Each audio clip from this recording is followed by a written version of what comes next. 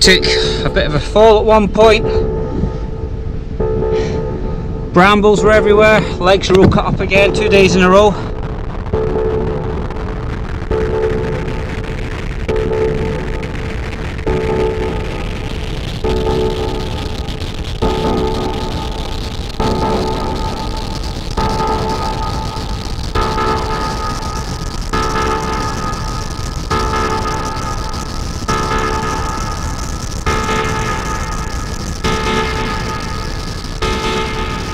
This trail beating me up a bit. It is Tuesday of week 10, nearly 1/3 of the way through UTMB training, and today I'm going to do my hill climb simulation. This is hill climb number 6, the Grand Col Ferret, about 4.5 kilometers long with an average gradient of 17%, so quite a steep one today. And I'm doing it on a Tuesday, which is a bit different from normal, because I'm just mixing the week up a little bit, just due to my hamstring still not being 100%. I'm moving back the higher intensity stuff. I also may do some back-to-back long run days this week and do a bit of a recce of a race route which I'm going to be running in a few weeks time. So yeah, in the village of Nier today and going up a rather big hill which is currently covered in cloud at the top.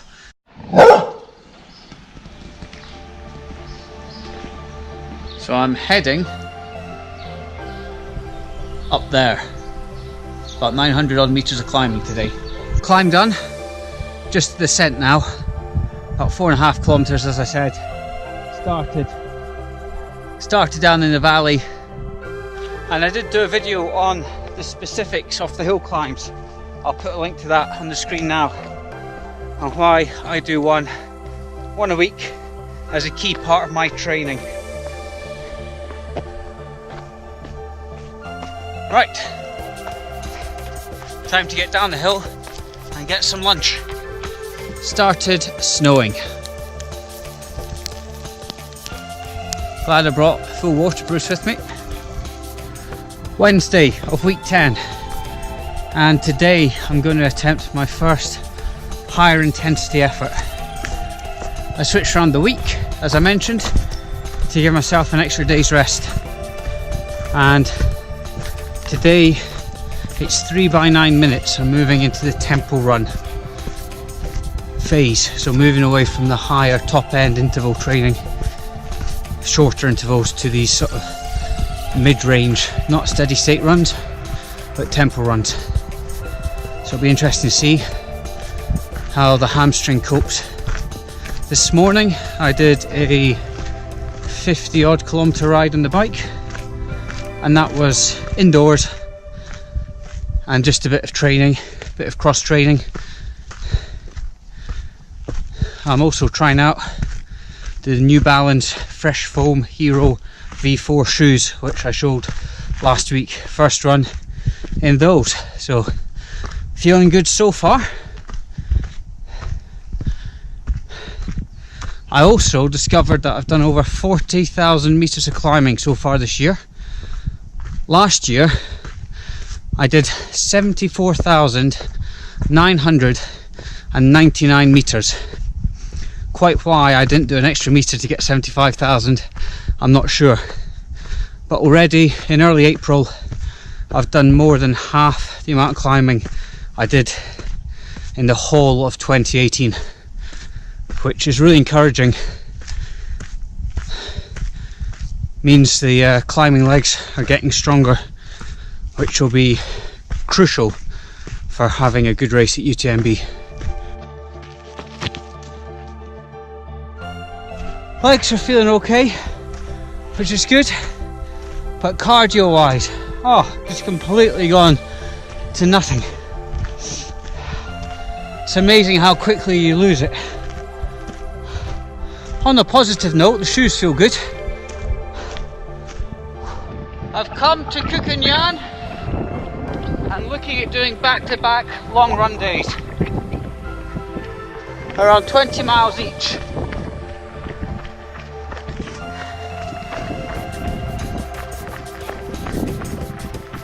Very different scenery from the Pyrenees. Lots of vineyards. I may have to sample some of the local produce tonight. And the reason I've come to this area is not for the strong winds, but because at the end of May I'm doing a race here. So I'm going to try and recce the race route over 2 days. So it's back-to-back long runs, which isn't something I do too often. I did make a video about them. I'll put a link to it up there. And I talk a bit about the benefits and disadvantages of doing them.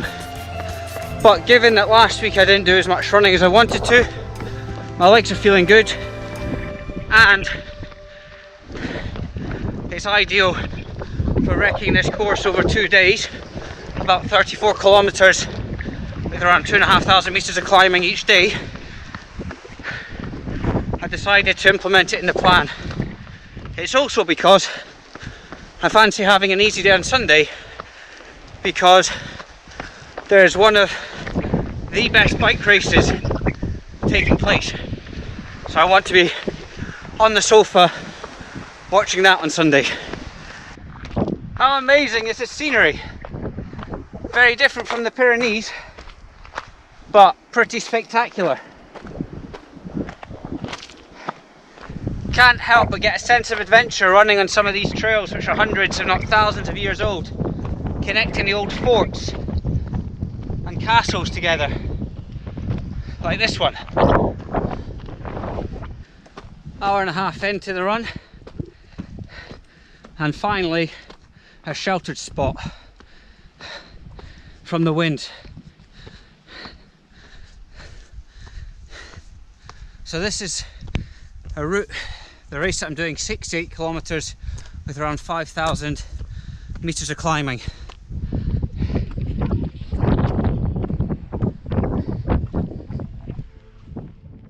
Third of the way through my run, second route and fourth of the day.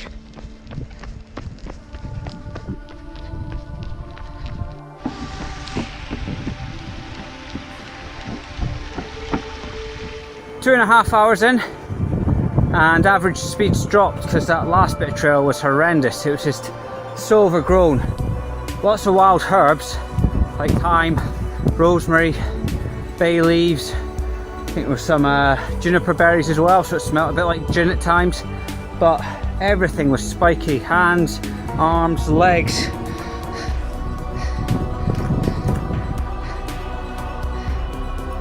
Just cut. So it was really slow going.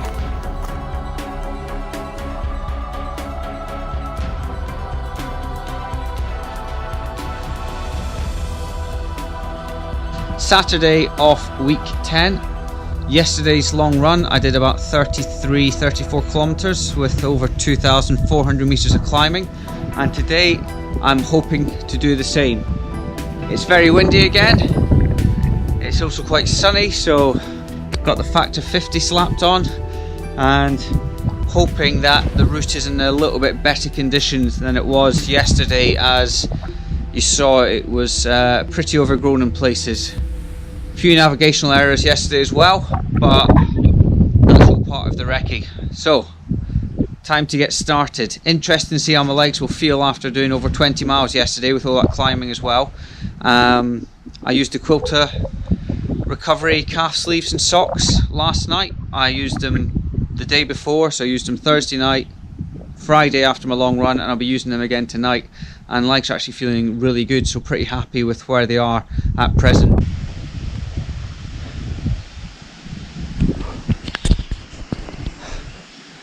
Really struggling with navigation today, just not able to find the footpaths. So I thought I'll see if I can get a loop around. I'm meant to be up this mountain behind me, but no idea where the path is. So I saw this track, and there's a track a kilometre away on the other side, so I thought hopefully there's a footpath connecting the two of them. But it wasn't anything on the map, and it turns out there isn't anything. Pretty spectacular for going the wrong way, but now I need to run all the way back and probably just take the road and loop round, which is going to add a little bit of distance but probably less climbing. but my average speed today is so slow just because I haven't spent so much time map reading.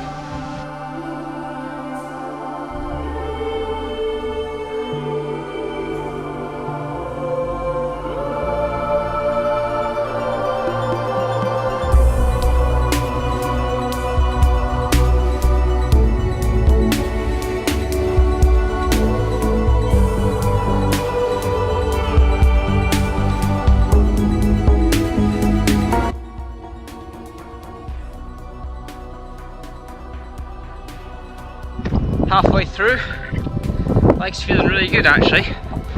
What's causing me to go slowly is just the navigation, partly my error, partly paths not existing.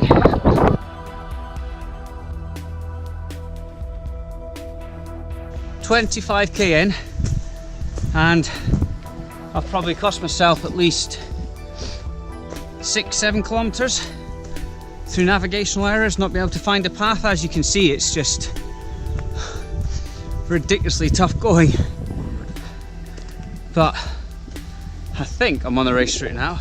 There's no GPX file, it's a first year race being run, so these paths aren't really marked on maps either, so it's making it really difficult. I've got plenty of food.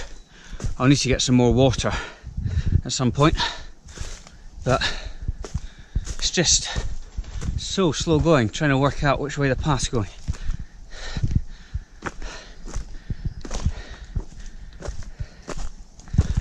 What an adventure.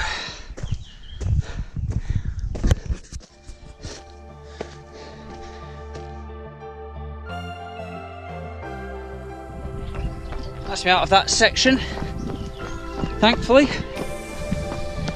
Final part onto that ridge. But yeah, really slow going, really tough trails on that section. Hoping the next bit is a bit easier, just to try and make up my average speed.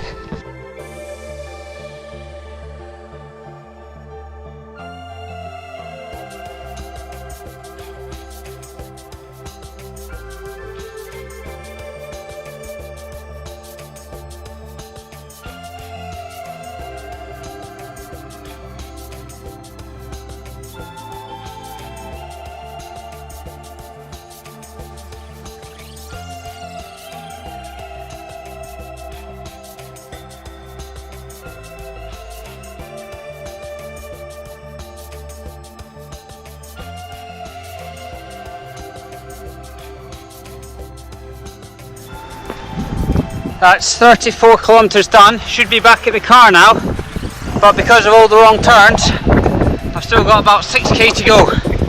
6 hours done. Still windy.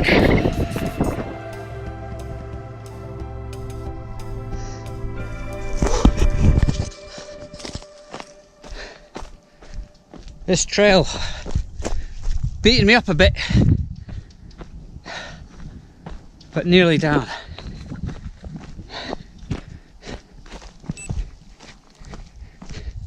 Seven hours and 5 minutes, 39 kilometers. Oh, Christ. Very useful wrecking this course. Taught me lots. What I need to work on. Equipment choices as well. Been very useful, if a little bit sore at times. Alright, focus for the last 1.5 kilometers. Sunday of week 10, and today is a well-earned rest day. I've still got my bruises and scrapes and what have you from the last couple of days. So here's a summary of the weekly stats. First up, looking at my run data, you can see that I did just short of 109 kilometers with well over 6,000 meters of climbing, which is my biggest ever training week to date in terms of elevation. So I'm really happy with that. My legs were actually feeling pretty good today, but I am just having a complete day of rest. And the reason for that is because of my current fatigue levels, which you can see on screen now. They're the highest they have ever been, but also my fitness is the highest it's ever been. It wasn't just running, as I mentioned earlier in the video. I also did a cycle, but it was just the single cycle that you can see on screen now, so 56 kilometers indoors again, so there's no elevation associated with that. And overall, the running and that cycle have contributed to a training stress score, which you can see on screen. It's quite clear now that you can see the impact of that slight injury I had last week. It's nearly the same as a recovery week, and then back up to a full build week this week. So last week I believe was the second biggest build week I've had in terms of training stress score, but the body's feeling really good and ready for another big build week, so can't wait to get back out on the trails and running. I hope you enjoyed this video. If you have, please give it a thumbs up and make sure you subscribe to the channel so you don't miss out on any future videos, and I will see you next time.